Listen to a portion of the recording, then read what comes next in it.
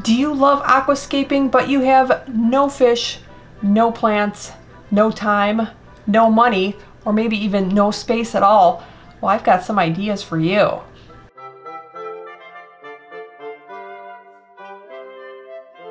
Welcome to the Small Scape. If you love all things nano like I do, and you love aquascaping like I do, I have got 3 ideas for you that I can't help myself bringing them to you. This is from a store that we went to, Zooxae. They have a website too, zooxae.com. I like things out of the ordinary.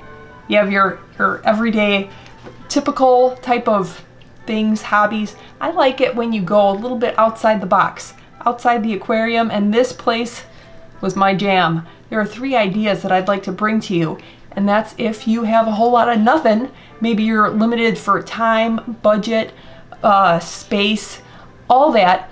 You can have a whole lot of nothing and still thoroughly enjoy this beautiful hobby.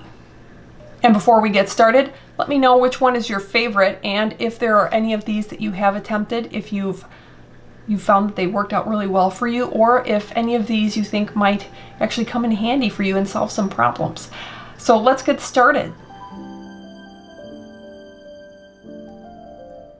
So let's first start off with a very tiny little tour around this store. It's located in Elgin, Illinois, and they have a lot of traditional fish store sorts of items and products, including large aquariums. This one was very beautiful. You'll notice they're not green neons, but still quite stunning, and look at those discus.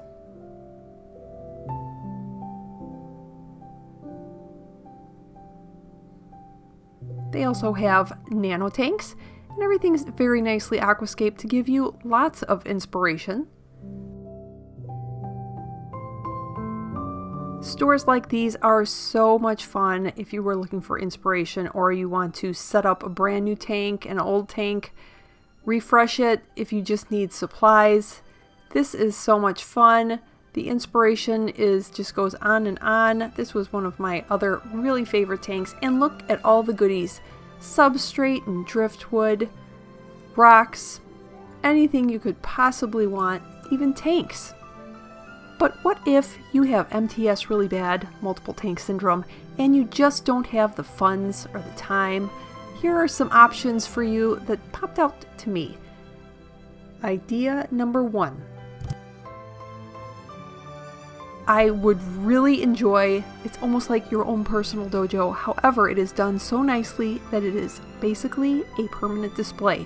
You don't have to have a cement tray, which is basically what they have. You can use so many different thrifted wood trays, a metal tray, fill it with your favorite substrate.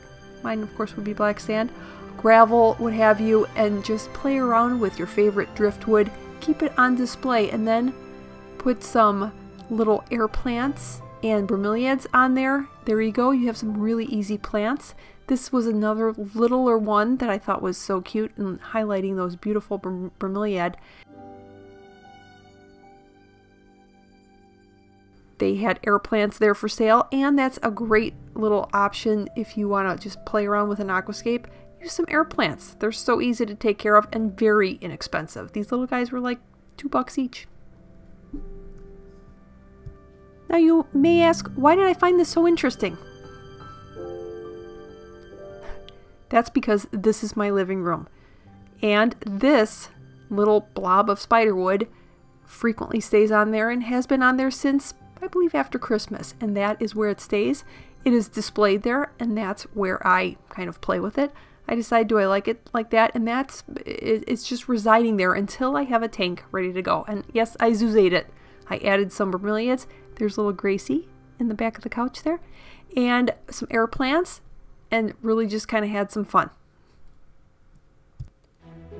Idea number 2 also has to do with if you don't have an aquarium or don't have space for an aquarium, but you really love live aquarium plants. These are immersed plants that you can use in any kind of thrifted jar or bowl or vase, maybe with a few little pieces of driftwood, some rocks, some substrate, and you have Wabikusa. It is becoming huge. More and more popular every single year, and so simple to do.